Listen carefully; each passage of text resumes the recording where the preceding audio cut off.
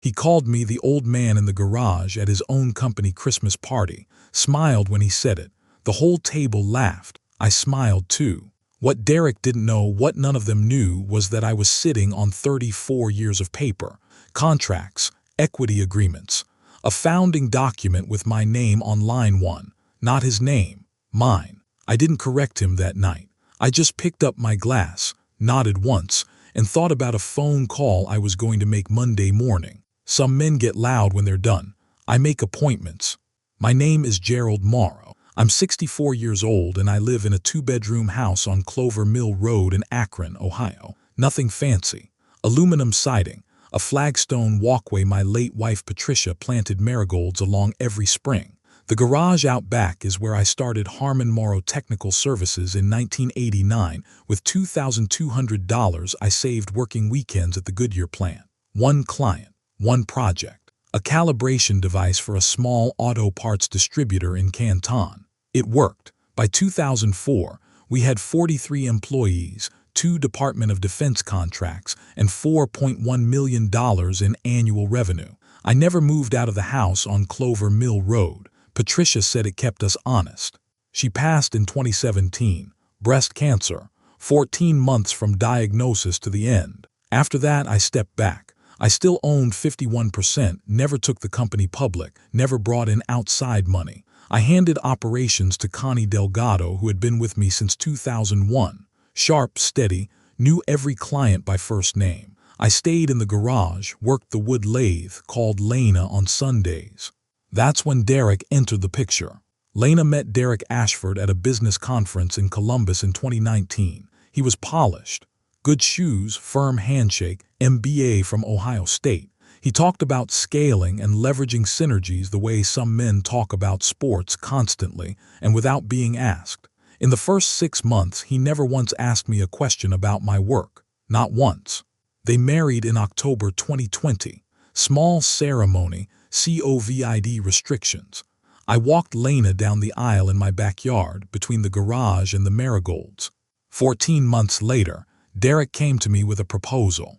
He wanted to come on board at Harmon-Morrow, not as an employee, as co-CEO. He brought a PowerPoint 31 slides.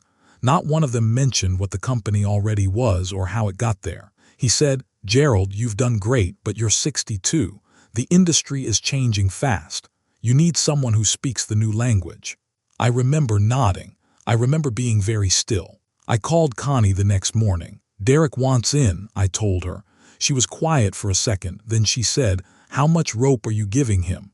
I said, "Enough." She knew exactly what that meant. I have spent 34 years watching men walk into rooms and assume the oldest person in it is the least dangerous. I gave Derek a title and a salary. I gave him nothing else. Chief Growth Officer, $140,000 a year, no equity, no board seat. My attorney, Philip Osa, who had handled my documents since 1995, rewrote the succession clause that same week. Ownership transferred only upon my written, witnessed consent. No exceptions. Derek never asked to see the operating agreement. That told me everything I needed to know. For the first 6 months, I'll be honest, he performed. He landed 2 new clients in Pittsburgh and renegotiated a vendor contract that saved us $87,000 a year. Lena was proud. I was watching. There's a difference. Then the comments started, small at first. In March 2022, he referred to the company's founding as back before we had real systems. I let it pass. In April, he introduced himself to a new client as the managing principal. I corrected it quietly. He laughed it off. "Just easier for clients to understand," he said. In June, a company-wide email went out without my knowledge, a new leadership structure announcement. His name was listed first. I printed that email. I put it in a folder. By September, I was hearing it secondhand. From Connie, from Roy Hutchins, our facilities manager who had been with us 20 years. Derek was telling staff I had stepped down, that I was semi-retired, that the company was moving into its next chapter. Then came December 9th, the Hilton on South Main Street, 47 employees, open bar, catered dinner. Derek gave a speech about the company's future, 11 minutes, my name mentioned once as a footnote. Then someone at the back called out, "Where's Gerald?" And Derek smiled and said, "Oh, Gerald's happy out in his garage. We love our old man in the garage." The table laughed. Someone clinked a glass. I smiled, picked up my water, set it down. What Derek didn't know was that 3 weeks before that party, Connie had found something. Something that turned his arrogance into a confession. In November 2022, Connie flagged an unusual filing. A certificate of amendment had been submitted to the Ohio Secretary of State's office. Quietly, no announcement, no conversation, listing Derek Ashford as a managing member of Harmon-Morrow Technical Services.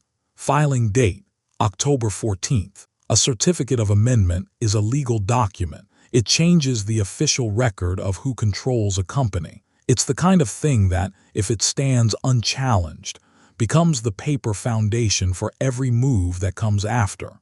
I hadn't signed it, I hadn't authorized it, I hadn't even seen it. Philip pulled the filing the same day Connie called. He went quiet on the phone for 4 full seconds. Then he said, "Gerald, this is fraud." Here's where it fell apart for Derek. The notary stamp on the document showed October 14th as the certification date, but the notary whose seal was used, a woman named Sandra Fitch, operating out of a UPS store in Westerville, had her commission suspended by the state on September 30th, 14 days before she supposedly notarized anything. A suspended notary cannot legally certify a document. The seal was real. The date was a lie. We had him. Philip brought in a forensic document examiner from Cleveland, Dr. Kenneth Brace, former FBI, who confirmed within 10 days that the signature on the amendment was not mine. The handwriting was close. Someone had studied it carefully, but the pen pressure was wrong. The letter spacing didn't match my known signatures on file, and the ink composition didn't match any pen I owned. Someone had practiced forging my name, practiced it carefully, and still got it wrong. I didn't confront Derek, didn't call Lena, didn't say a word at the office. I went to that Christmas party. I smiled at the old man joke. I drove home on Clover Mill Road, went into the garage, turned on the lathe and made a small walnut bowl. Angry men make noise. Done men make appointments. On January 4th, 2023, Philip filed a civil fraud complaint with the Ohio Attorney General's office. 5 days later, on January 9th, Derek was served with papers at the Harmon-Morrow offices on Whitmore Avenue, in front of the full staff. At 9:15 in the morning, Connie told me later, he turned completely white. The legal process took 8 months. I won't walk you through every filing. What matters is what came out of it. Derek's emails, subpoenaed during civil discovery, showed he had been courting 2 outside investors since early 2022. He had promised them a controlling stake in Harmon-Morrow, told them the founder was transitioning out, had been negotiating a deal worth approximately $2.3 million. A deal built entirely on a company he didn't own, using documents he had forged to make it look like he did. The certificate of amendment was step 1 of a 3-part plan. If it had sat undetected for 90 more days, he would have moved to a manufactured board vote, using the false filing as the legal foundation. Connie caught it in week 3. In September 2023, Derek Ashford signed a consent judgment. He admitted liability. He was ordered to pay $340,000 in damages and legal fees. He was banned by court order from any management role at Harmon-Morrow or its successors. His salary, his company car, his expense account, gone. He and Lena separated in March of that year. That part wasn't clean or easy. Lena was angry at me for a while, not for exposing Derek, but for not telling her sooner. We had hard conversations. We're still having them, but she's in Columbus now, doing well, and she calls on Sundays, same as always. I made Connie Delgado co-CEO in October 2023. 12% equity stake, earned, not given. A board seat she should have had years earlier. As for me, I still live on Clover Mill Road, still got the garage, still got the lathe. Last month I finished a rocking chair, white oak, hand-joined, no nails. Took me 63 hours. I put it on the flagstone walkway where Patricia used to plant her marigolds, and I sat in it for a long time looking at the road. 34 years of work, built by hand in a garage, with $2,200 and one client who needed something no one else could build. almost taken by a man who thought the word old meant finished. He misunderstood something fundamental. Old means tested. Old means patient. Old means you've already survived everything they think is coming for you. Nobody handed me what I built. Nobody's taking it either. If you've ever been underestimated by someone who should have known better, drop a comment below. Tell me where you're watching from. And if this is the first story of mine you've heard, subscribe. There are more.